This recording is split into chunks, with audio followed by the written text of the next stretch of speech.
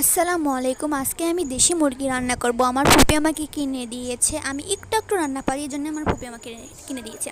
তাই প্রথমে আমি তেল ঢেলে গরম করে তার ভিতর পেঁয়াজ কুচি দিয়ে দিলাম। পেঁয়াজ কুচি দেওয়ার পরে এখন আমি একটু নেড়ে চেড়ে নেব। একটু ভাজা ভাজা হয়ে গেলে এর ভিতর আমি দিব লবণ এবং মরিচের গুঁড়া আর হলুদ। তার সঙ্গে দিয়ে দিব আদা রসুন বাটা। তারপরে এটার ভিতরে আমি একটু সামান্য পরিমাণ পানি দিয়ে দিব, পরিমাণ মতন দিয়ে নাড়াচেড়ে এটাকে আমি ভুনা করে নেব।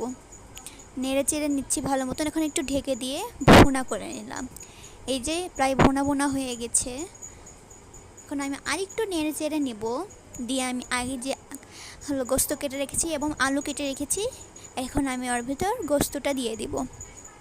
এটা কিন্তু দেশি মুরগির গোস্ত। আর প্লিজ আপনারা ভিডিও টেনে দেখবেন না, আপনারা পুরো ভিডিওটা দেখবেন এবং লাইক করবেন, সাবস্ক্রাইব করবেন এবং কমেন্ট করবেন। এখন আমি দিয়ে দিলাম আলু কাটা। এখন আমি এটাকে ভালো মতো নেড়ে চেড়ে নেব। নেড়ে চেড়ে নিয়ে এটাকে আমি ঢেকে দেব। এখন কিছুক্ষণ পরে আমি এর ভিতর দিয়ে দিলাম দারচিনি, তেজপাতা, এলাচ দিয়ে এটা দিয়েও আমি এবার নেড়ে চেড়ে নেব। আস্তে আস্তে নাড়াচাড়া করে নেব।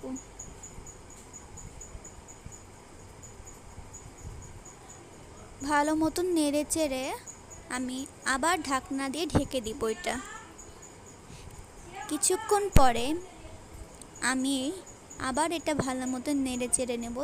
তার আগে আপনারা পরিমাণ মতন পানি দিয়ে দিবেন। তারপর এটা আমি নেড়ে চেড়ে নেব, আস্তে আস্তে নাড়ব। আমি আরেকটু পানি দিয়ে দিলাম কারণ আমার পানি কমটা হয়ে গেছিলো। এখন আমি এটা ঢেকে দিলাম। 5 মিনিট পর আমি এটা দেখলাম যখন বলক চলে এসেছে, তখন আমি আবার নেড়ে নেব। একটু পরপর এটা নেড়ে নেব যাতে যেন লেগে না যায়। আর চুলার আঁচটা একটু কমায় দিলাম কারণ বেশি হয়ে গেছিলো। এখন আমি লবণ চেটে দেখব লবণ ঠিক আছে কিনা। যদি লবণ কম হয়ে যায় তাহলে আর একটু লবণ দিয়ে দেবো, কারণ আমার লবণ কম হয়ে গেছিলো তাই আমি একটু লবণ দিয়ে দিলাম। লবণ দেওয়ার পরে আমি আস্তে আস্তে নেড়ে নিলাম,